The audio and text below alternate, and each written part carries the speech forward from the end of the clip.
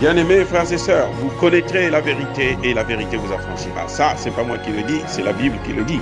Mais moi, je vous dis bien, vous connaîtrez la vérité historique, notamment celle de vos ancêtres kémites, et vous aurez une vision globale de ce que c'est que la vraie souveraineté politique. J'ajoute, vous reviendrez à la spiritualité africaine ancestrale et vous comprendrez les enjeux de l'indépendance économique. Et pour terminer, vous accepterez votre identité culturelle kémite et vous obtiendrez deux choses. La première, c'est la paix. La seconde, c'est le développement, à une condition.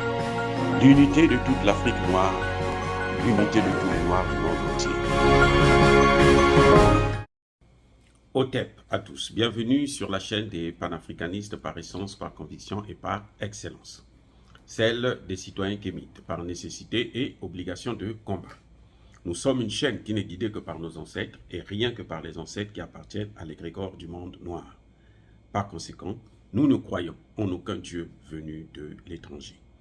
Toutefois, cette vidéo n'est aucunement destinée à inciter à la haine ou à la violence, car nous menons un combat qui est d'abord et avant tout spirituel, intellectuel et démocratique. Ensuite, il est politique, géopolitique et géostratégique contre l'impérialisme, le colonialisme, le néocolonialisme et l'endocoloniat, qui sont tous qualifiés de crimes contre l'humanité.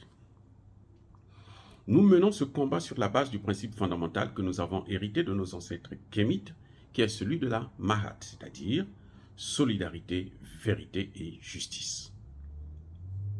Vous êtes donc en droit de connaître la vérité et nous avons l'obligation de vous dire la vérité, rien que la vérité, afin que justice soit rendue au continent africain. Et ça, c'est notre modeste contribution dans cette noble lutte en faveur de la souveraineté, la dignité, la solidarité et l'unité africaine. Ça, c'est ce que nous appelons le panafricanisme. Bien-aimés frères et sœurs, nous allons revenir sur le concept d'initiation dans la spiritualité africaine. Je parle bien du concept d'initiation plutôt, dans la spiritualité africaine. Dans la spiritualité africaine, celle de nos ancêtres kémites, que je vous conseille vivement de connaître et de pratiquer, l'initiation, c'est pas l'éducation. L'initiation, c'est pas l'école. On n'est pas à l'école quand on parle de l'initiation. C'est pas la formation. C'est pas la connaissance scientifique. L'initiation, c'est un domaine particulier qui met en évidence deux mondes. Le monde visible et le monde invisible. Ça, c'est né chez nous, en Afrique. Et c'est ce que nous pratiquons. C'est ce que nos ancêtres ont pratiqué. C'est ce que le christianisme et les autres religions sont venus essayer de casser, de briser, de faire disparaître. L'initiation même est née en Afrique. L'initiation, c'est l'œuvre des Africains. Les autres n'ont fait que copier. Mais l'initiation, c'est chez nous. Pour être pharaon, il fallait être initié. Donc, comme je disais tantôt, l'initiation fait intervenir deux mondes. Et la Bible l'a reconnu d'ailleurs. Quand vous lisez Hébreux 11, 3, la Bible vous dira très bien que le monde visible tire son origine dans le monde invisible. Et vous avez 2 Corinthiens 4, 18 qui vous dira aussi que le monde visible est passager. Mais le monde invisible, il est éternel. Vous avez plusieurs passages comme ça de la Bible qui vous parlent du monde visible et du monde invisible. En gros, ce qu'il faut comprendre, c'est que le monde invisible est supérieur au monde visible. Eh oui. Donc, quand on fait l'initiation, ça ne se passe pas dans le monde visible. Ça se passe dans le monde invisible. Je veux dire par là que c'est le monde invisible qui guide le monde visible. C'est-à-dire celui qui est en train de vous initier. Le maître, le grand maître, qui est en train de vous initier. Ça peut être un marabout, par exemple, qui est en train de vous préparer à exercer ses fonctions. Il ne fait pas les choses par rapport à sa volonté. Il ne fait pas les choses par rapport à sa pensée. Il ne fait pas les choses par rapport à sa connaissance scientifique. Il le fait par rapport à la volonté supérieure du monde invisible. Et le monde invisible, je vous ai déjà parlé de ça dans certaines vidéos, que c'est le monde des esprits. Mais quel esprit? Ce n'est pas les anges, non, non, non, nous on ne connaît pas ça. Nous on ne connaît pas les anges. Ce sont les esprits de vos ancêtres, de nos ancêtres, qui travaillent dans ce domaine. Mais le professeur Dombi Fakoli est un expert, il explique très bien que les esprits, ce n'est pas tous les esprits qui travaillent dans ce domaine-là. Parce qu'il y a des esprits qui disparaissent, qui perdent leur identité. Quand vous les appelez, ils ne viennent même pas. Ils sont utilisés seulement par des gens méchants qui veulent faire du mal à d'autres. Mais les esprits dont nous parlons là, ce sont les esprits qui ont été acceptés, qui ont été admis par le tribunal d'Osiris, parce qu'ils se sont bien comportés sur cette terre. Et c'est pour ça que je vous conseille toujours de ne pas appeler vos parents, vos ancêtres, que ceux que vous connaissiez, hein, qui étaient très mauvais, très méchants. Voilà le vrai problème. Donc, quand on parle de l'initiation, en fait, ce sont les esprits qui viennent vous former, qui viennent vous préparer. Parce que vous devrez travailler avec eux. Quand vous êtes initié là, vous devrez travailler avec les esprits. Forcément. Eh oui. Vous voyez un homme qui est en train de faire des incantations, qui est en train invoquer un certain nombre de choses. Ça, c'est le monde visible. Mais ce monde-là, ça ne peut marcher que si dans le monde invisible, tout a été accepté. C'est ce que, dans notre culture africaine, c'est ce qui est scellé dans le monde invisible qui se fait dans le monde visible. Si ce n'est pas admis, si ce n'est pas accepté, si ce n'est pas approuvé, si ce n'est pas scellé dans le monde invisible, ça ne peut pas l'être dans le monde visible. Donc, lorsque on fait une initiation, même si vous voyez une personne qui est en train de faire un certain nombre de choses, vous pouvez filmer quoi que ce soit, vous n'allez pas filmer les esprits, vous ne pouvez pas les filmer. Ceux qui peuvent les voir, ce sont ceux qui ont été aussi initiés, qui ont un certain don de clairvoyance, qui peuvent voir ces esprits. Mais quand on fait l'initiation, mais ils sont là, c'est tout un village, c'est tout un pays.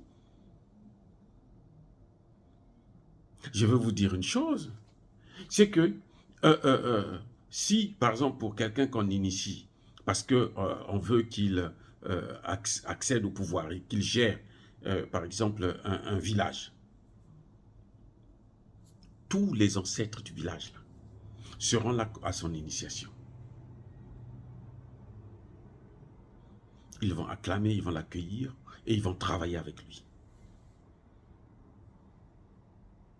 Pareil pour un président. La Bible vous dit que non, il y a un ange pour chaque... un ange qui garde les villes, un ange qui garde les pays, un ange qui garde... Chez nous, c'est pas ça.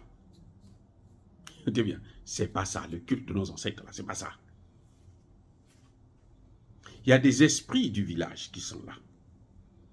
Quand vous êtes initié au niveau national, il il y a les esprits de la nation. Si vous êtes initié au niveau africain, là, il y a les esprits africains qui sont là. Eh oui, forcément, ils sont là. Vous ne les voyez peut-être pas, mais ils sont là. Et ce sont eux qui vont faire le travail. Quand vous prêtez serment pour gérer le pouvoir, par exemple d'un État, il y a les esprits qui sont là. Et ça, ce n'est pas parce que les gens prient pour vous. Non, quand on dit dans la Bible, par exemple, priez pour les autorités. Il ne faut pas prier pour un dictateur, quelqu'un qui ne vous sert pas, qui vous détruit, qui vole votre argent, qui pille la nation. C'est même ridicule de prier pour quelqu'un comme ça. Il est en train de piller votre argent, vous priez pour lui pour qu'il puisse continuer à piller. Non, ça n'a pas de sens.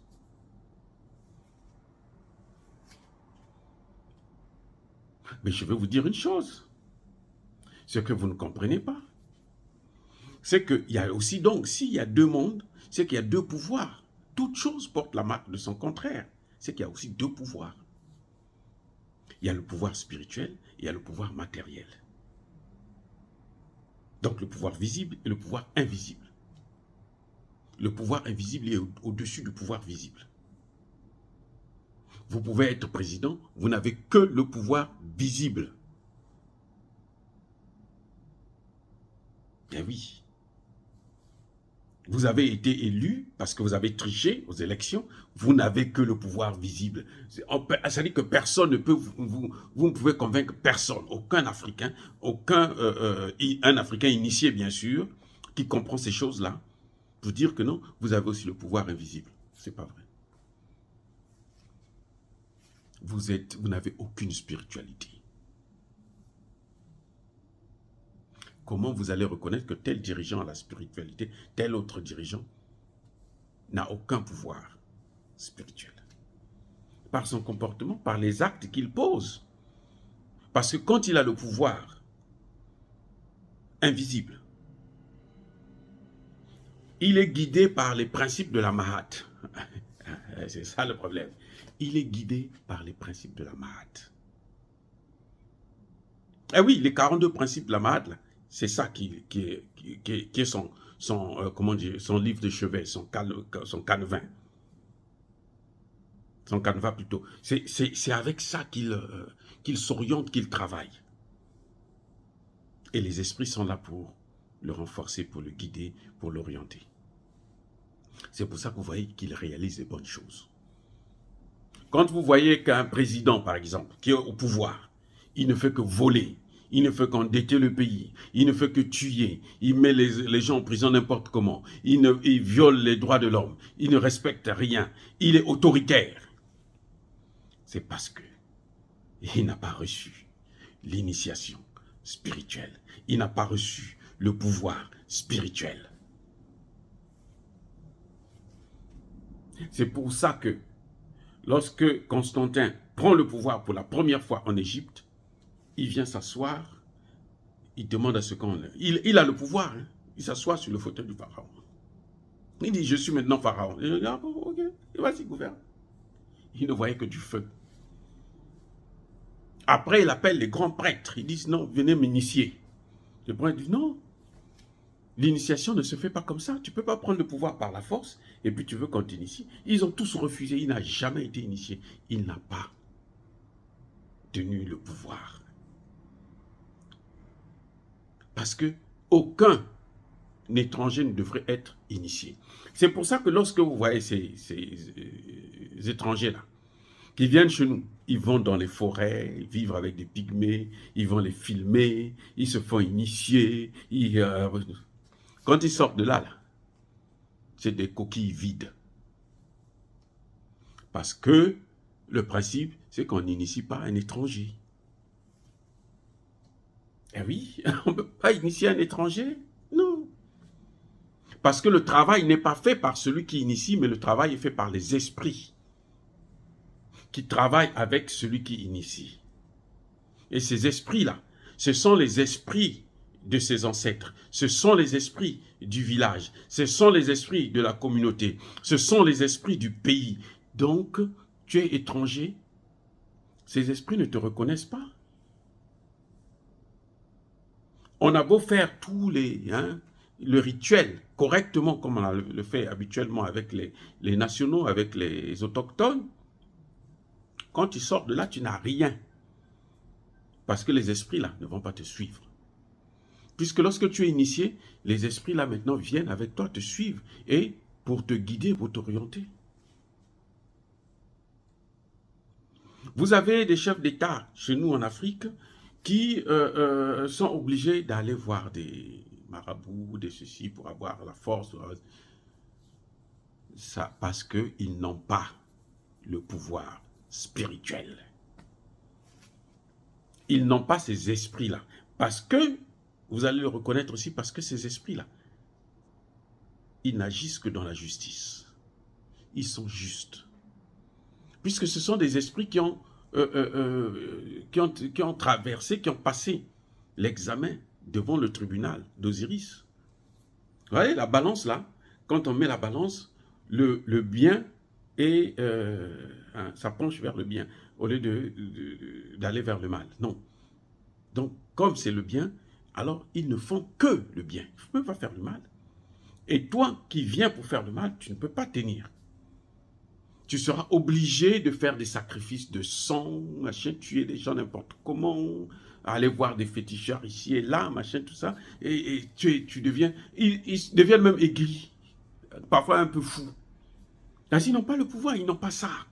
C'est pas donné à n'importe qui, c'est pas donné à tout le monde.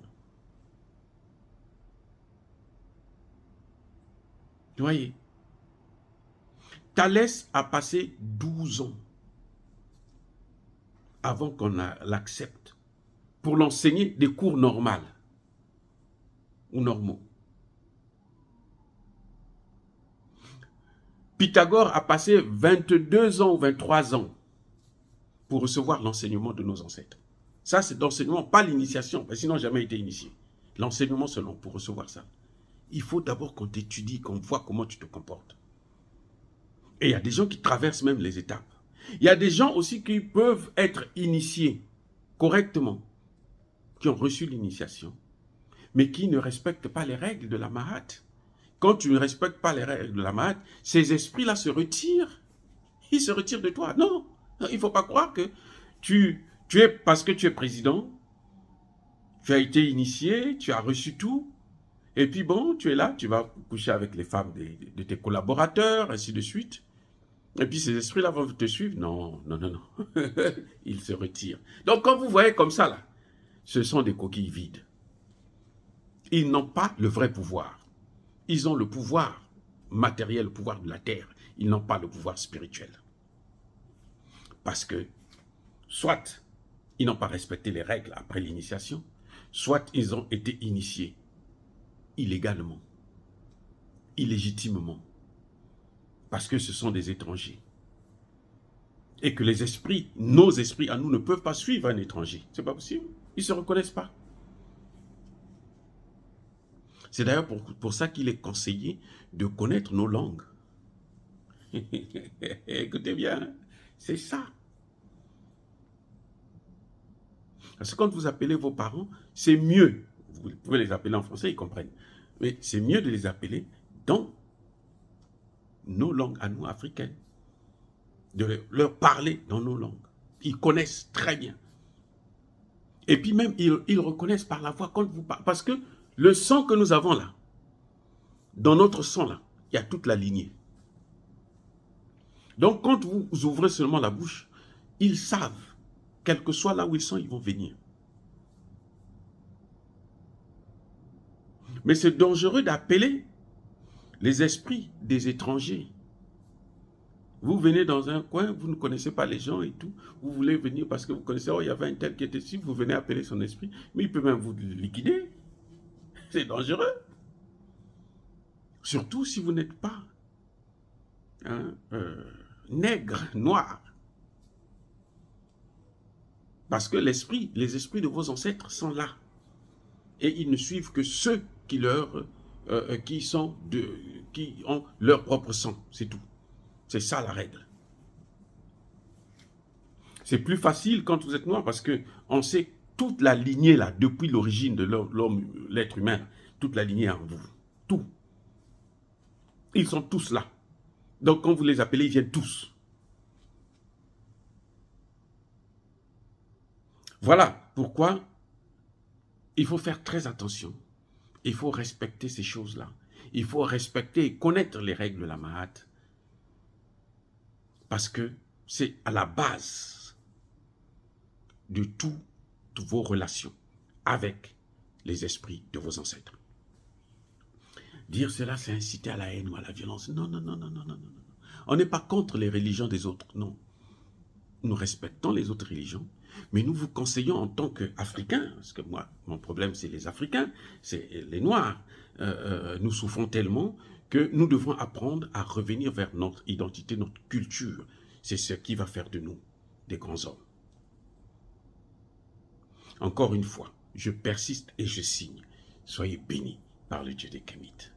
Oh, j'aime ça, j'aime ce moment-là où je demande à nos ancêtres de vous bénir, tous là où vous êtes, quels que soient vos problèmes, qu'ils soient avec vous, qu'ils vous guident, qu'ils vous orientent.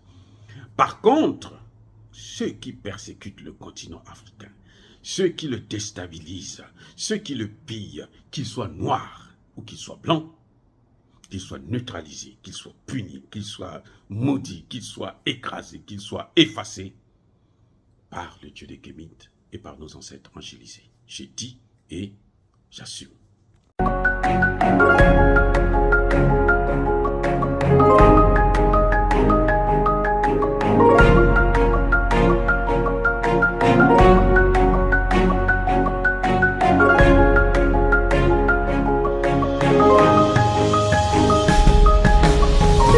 Eux, ils marchent par la foi et non par la vue. Mais moi, je vous conseille vivement de marcher par la connaissance scientifique et historique, notamment celle de nos ancêtres kémites, par les 5 sens et par l'intelligence. Abou Abia.